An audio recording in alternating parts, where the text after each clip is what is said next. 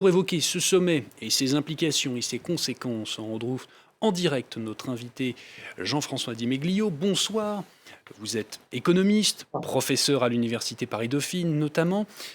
Première question, avec vous, ce sommet Quad, c'est le retour d'une forme d'encerclement d'une certaine manière de la Chine?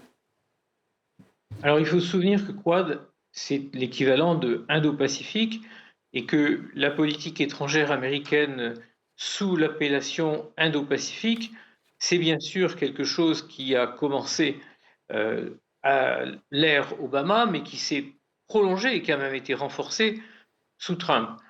Le Quad est une institution informelle, comme vous l'avez dit, qui est née en 2006, qui rejoint des pays qui naturellement encerclent la Chine, vous l'avez parfaitement évoqué, effectivement, qui ne s'étaient pas réunis sous cette forme depuis un moment, mais qui, cette fois-ci, a décidé d'identifier des cibles très particulières dans ces sujets de conversation, et en particulier les terres rares.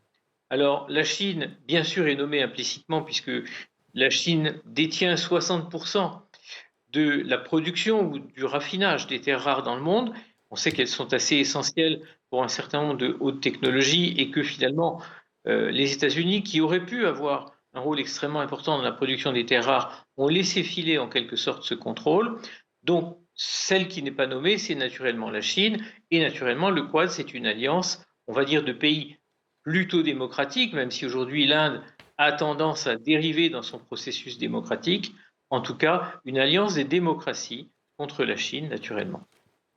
Pékin, de son côté, multiplie les actions dans la région, on l'a rapidement évoqué. On pense notamment plus globalement au projet des nouvelles routes de la soie voulu par Xi Jinping.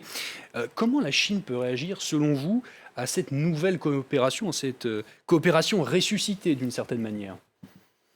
Alors, paradoxalement, on va dire en tendant la main, puisque dans la foulée de ce quad, il y aura en Alaska une rencontre entre les deux responsables des relations internationales des États-Unis et de la Chine, donc à savoir Wang Yi, le ministre chinois des Affaires étrangères, et Anthony Blinken, qui est le secrétaire d'État. Le dialogue n'est donc pas rompu, il ne souhaite pas le rompre. Ce que la Chine souhaiterait, c'est un dialogue continu, de façon à rétablir des relations qui seraient multi sujets, non seulement bien sûr des sujets économiques, mais aussi des sujets géopolitiques. Et l'administration actuelle aux États-Unis insiste sur le fait que c'est un sommet très ponctuel et qu'il ne s'inscrit pas forcément dans une suite et certainement pas dans une prochaine escalade où on verrait en particulier Xi Jinping rencontrer le nouveau président Joe Biden. Il faut souvenir aussi que Joe Biden va consacrer son premier voyage à l'étranger au Japon. Et là, on est dans la continuité totale de la politique américaine. Il est très classique que le premier voyage d'un président américain nouvellement élu soit vers le Japon. Et naturellement, le Japon fait partie de ce quad et le Japon illustre cette stratégie de l'Indo-Pacifique. La fermeté mais le dialogue, on l'aura compris. L'un des enjeux aussi de ce quad, c'est aussi la production de vaccins, on l'a rapidement évoqué. Joe Biden a ainsi promis 1 milliard de doses à l'Asie du Sud-Est grâce à une plateforme commune développée avec les autres pays membres du quad. Là encore, c'est une manière, selon vous, de réduire encore l'influence de la Chine dans la région?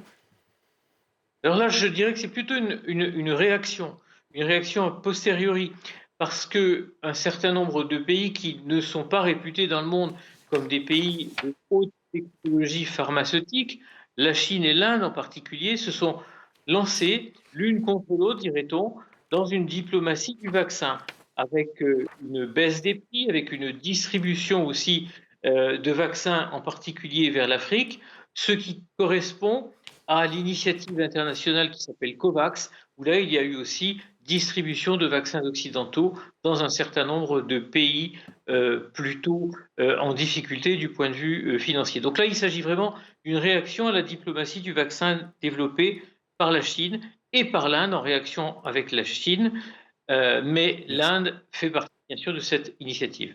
Merci beaucoup Jean-François Di Meglio. Je rappelle que vous êtes économiste et professeur à l'Université Paris-Dauphine notamment. Encore merci d'avoir répondu aux questions de France 24 ce soir.